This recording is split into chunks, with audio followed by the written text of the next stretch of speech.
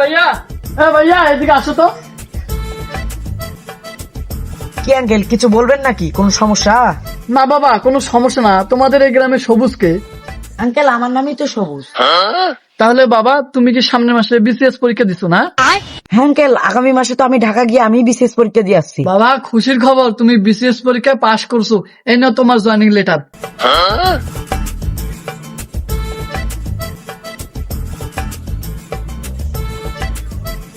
আরে কি করে আঙ্কেল, কোথাও সিগনেচার করতে হবে নাকি? হ্যাঁ, এই যে এখানে একটু সিগনেচার করে দাও। আচ্ছা আচ্ছা আচ্ছা। আর এখানেও দিব, এখানে আগে দিব। হ্যাঁ रुको जरा सबर करो। ভাইয়া